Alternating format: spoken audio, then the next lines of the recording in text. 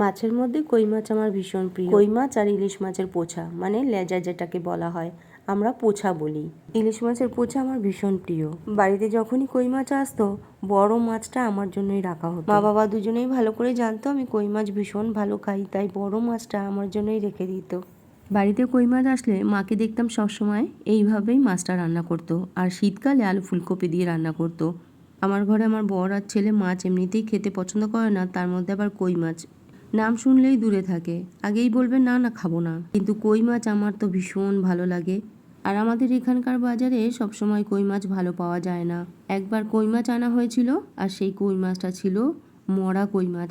সে প্রচণ্ড গন্ধ বেরিয়েছে, সে অবস্থা ভীষণই খারাপ ছিল, সব মাছ ফেলে দেওয়া হয়েছিল। আর আমার বর অত মাছ চিনে কিনতে পারে না একদমই, তাই এখন বাজারে গেলে কই মাছ দেখলেই আগে ফোন করে, কই মাছ নেব।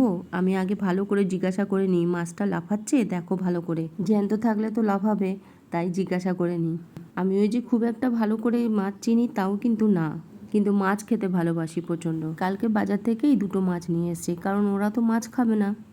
এক তো মাছ পছন্দ করে না ওরা খুব একটা, আর এই কই মাছে তো প্রচুর কাটা, ওরা তো বেঁচে খেতেই পারবে না। তাই আমার জন্যই 2 পিস মাছ নিয়ে এসছে, আর এই 2 পিস মাছ ঝাল ঝাল করে মায়ের মতো করে রান্না করলাম। মা যেরকম শিলনোড়াতে মশলা বেটে তেল কই বানাতো, ঠিক তেমন করেই বানালাম। মাছটাকে প্রথমে লবণ হলুদ মাখিয়ে ভেজে নিলাম হালকা লাল করে, তারপরে শিলনোড়াতে জিরে আর শুকনো লঙ্কা বেটে নিলাম। মাছ ভাজার তেলে জিরে ফোড়ন দিয়ে জিরে বাটা আর শুকনো লঙ্কা বাটাটা দিয়ে দিলাম। পরিমাণ মতো লবণ হলুদ দিয়ে দিয়েছিলাম। বেশ কিছুক্ষণ নাড়াচাড়া করে কষিয়ে নিয়ে জল দিয়ে দিলাম। ঝোলটা ফুটে উঠলেই মাছগুলো দিয়ে দিয়েছিলাম। 3-4 মিনিট মতো রান্না করে নিয়ে ঝোলটা ঘন হয়ে এসে তখন নামিয়ে দিয়েছি।